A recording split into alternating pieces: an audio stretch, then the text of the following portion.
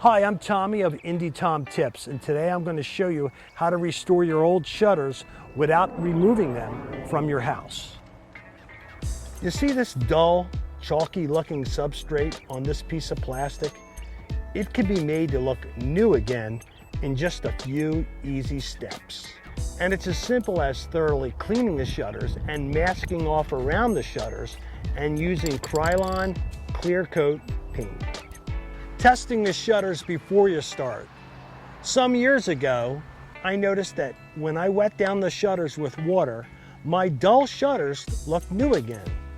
The unfortunate thing was, after the shutters dried, they turned dull again. So I thought to myself, how could I have the look of new shutters without having to buy new ones? Replacing shutters like these can be costly. A 2-pack of shutters like these could be as much as $30 to $40. These shutters are about 10 years old. About 5 years after I bought them, they turned dull. But I sprayed them with Krlyon clear coat spray and they look new again. Even though they've lasted through a half decade of freezing winters and scorching summers, they've stood the test of time with Krlyon paint.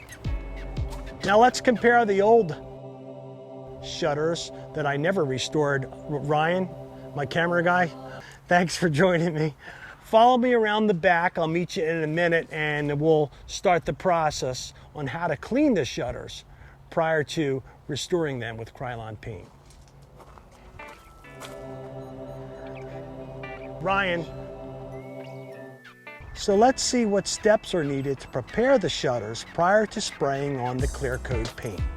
Step 1. Bees may want to attack you while you're doing the restoration process. So eliminate bees and wasps and other critters that may have built nests and live behind the shutters by using an insect aerosol spray like this. Step 2. I found a real easy way to remove the dirt and debris from the vinyl shutters and from the side of the vinyl on the house, and that's by mixing a 1/3 solution of bleach and 2/3 mixture of water. Again, when you're cleaning the vinyl, you want to move out at least a foot on the vinyl of the shutters because you're going to tape paper to the side of the shutters and you want that paper to stick with the tape. I mentioned earlier that you should use some type of a bug spray behind the shutters to kill bees and wasps and to eliminate nests. And now I'm spraying the bleach solution behind the shutter to break down those nests. Remove any loose dirt and debris, get along the sides, and if they're really dirty, you could use a scrub brush. Usually the bleach and water breaks it down fairly well. And then rinse it off with a garden hose or pressure washer.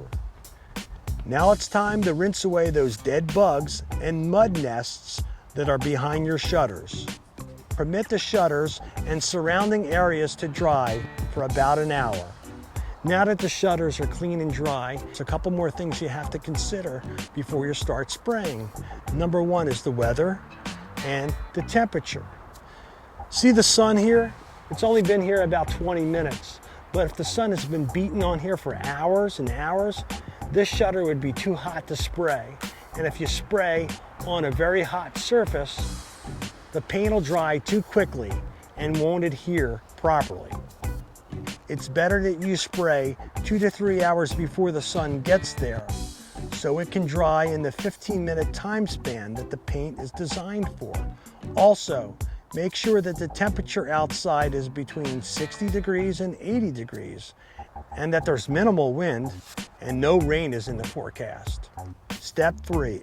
After the shutters are dry, use a different clean cotton cloth to wipe down the shutters because you're going to use an alcohol mixture in water to remove any residue.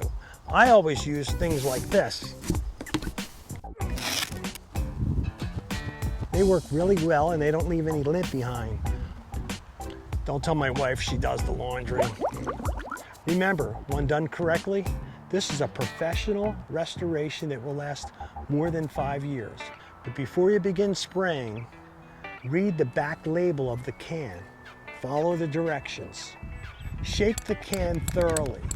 You shake the can until you start to feel the paint moving inside the can, and then most importantly, when you start to hear the steel ball moving around inside. Once you hear the steel ball moving, shake it for an additional 2 minutes.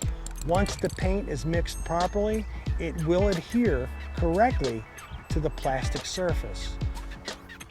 What's great about Krlyon paint is that it has an adjustable spray head that allows you to spray vertically or horizontally.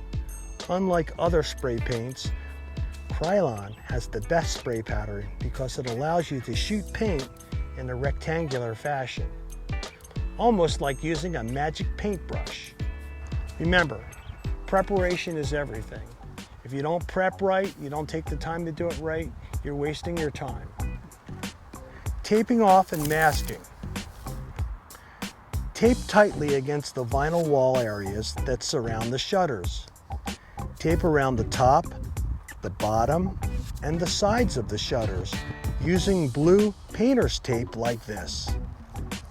This type of tape adheres well to the siding, and professional painter's tape is easy to peel off when the paint is dry.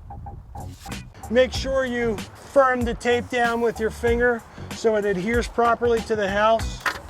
Also, you want to make sure that when you wash this vinyl, that you cleaned enough of the vinyl by at least a foot, because if the vinyl is dirty and you try to put tape on it, it won't stick to it. It'll peel off. It'll drive you crazy. I was talking about using underwear earlier. I wasn't trying to be funny, but it's made of a good cotton and it won't leave lint behind. And I use alcohol that's at least 70% isopropyl, and I rub down the shutters, and it removes fingerprints or residue, anything that leaves behind some type of an oil, which would prevent your paint from sticking properly. It dries real quickly, as you can see. We're in the sun, but we haven't been out here too long because we don't want the shutters to get too hot. And it's only about 75 degrees outside, so that's a perfect temperature. After you tape all the way around the shutters, I suggest you protect the surface area around the shutters by adding some masking paper like this. Cut 1 foot wide lengths and tape them all the way around the shutters. I'm going to climb up the ladder now and tape this alongside of the blue tape. When you're taping, use the straight edge, go all the way up to the top of the shutter, and when you're taping, make sure you don't go flush up against the shutter, but you leave enough room to actually overlay the tape on the tape that you placed on the side earlier, so it has something to adhere to.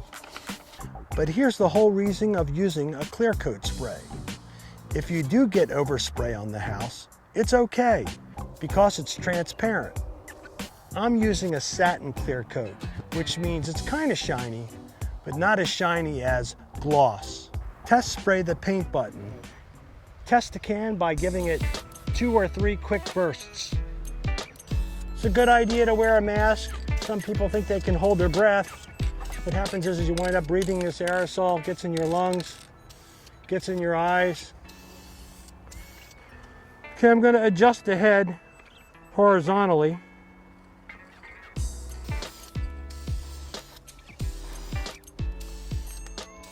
Spray and release, spray and release. Spray the side.